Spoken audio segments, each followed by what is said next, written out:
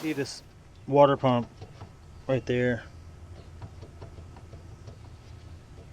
You see that thing wobbling around. I'm surprised it's not leaking actually. I'm gonna remove the battery. Okay, I'm gonna disconnect the upper and lower radiator hose so I can get the radiator out. Pull these side bolts out of the radiator so I can get the radiator out. Okay, now that I've got the radiator loose, I'm gonna go ahead and get the nuts taken out of this fan so I can pull the fan and the shroud and the radiator all out at one time. So once all the nuts are out of the fan, I'll just gently pull it off, set it right here inside the shroud of the radiator, and I'm just going to pull the whole radiator up. I'm going to work on getting the power steering and the smog pump out of the way. There's a couple bolts down here that holds the supply line on.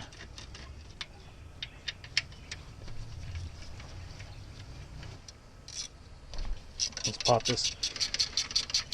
these two bolts out of the power steering pump, that one and this one right here. And then once the pump and the line are loose, you can just slip your belt off and then pull this clamp back. And what I like to do is get it up high, kind of hold it up like this, break it right here, and then set this over here to the side and get this one over here, and you really don't lose a whole lot of fluid that way. All this stuff here off the smog pump because it's not going back on. Okay, so I've got the power steering and all the smog stuff removed over here, and as you can see, that gives you a lot more access to the rest of the stuff. The water pump's right here. Okay, with the belt off here, you can get this pulley off, and you can access the water pump right here. There's 3 bolts, and then there's one down here and one behind this cover. If you're in a real desperate situation, like, you know, side of the highway kind of thing, and you're not going to be able to get the harmonic balancer off, I've seen guys cut this timing cover out right here with like a razor or hacksaw or whatever in order to get to this. So you can do that. I don't recommend it. I mean, I sell these things used, I think, for 75 bucks. So you can do it. Just thought I'd throw that in there while I'm here. Functional AC. You've got to get the AC belt off and actually pull this tensioner off in order to get the lower timing cover off too. So what you need to do is you need to break this lower bolt or nut loose right there. Get that at least loose so that thing will wobble, and then you get 10mm socket down there on that, and then just pull the tension on that lower tensioner so that we can get this belt off, and then access those 2 bolts that hold that bracket on there. Okay, so with the AC belt off, you can pull that pulley off right there, and you can get to these 2 bolts. There's one right here and one right here. And then this bracket, this tensioner will come off, or at least drop it down out of your way like that. Now for the harmonic balancer, you're going to want a 24mm socket on a ratchet or breaker bar. Get that fitted on there. Okay, if you've got a 5-speed, you're lucky. If you put the car in 5th gear, 4 high with the brake on, that should hold it.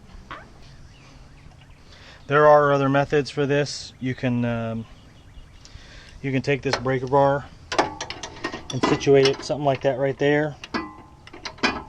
If you've got it situated like that, and then you hit the starter key just one time, it'll spin the motor over, and that breaker bar will be locked, and it'll break it off like if you've got an automatic and you're trying to do this.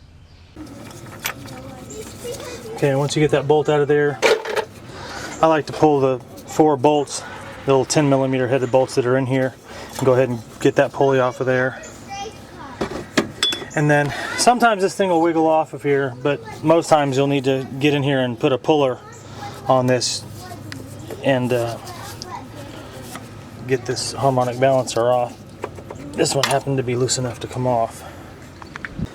Okay, and then I move on to the timing cover. I pull these little 10mm bolts out of the upper and lower timing cover here. Get these things out of the way. Timing cover should just slip off.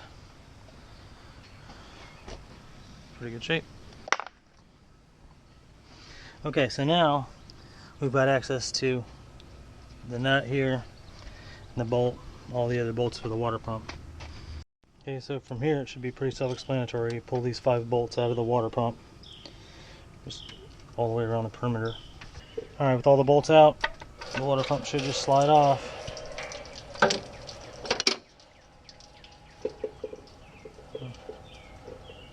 I'm surprised this thing wasn't leaking because it had a lot of wobble in it.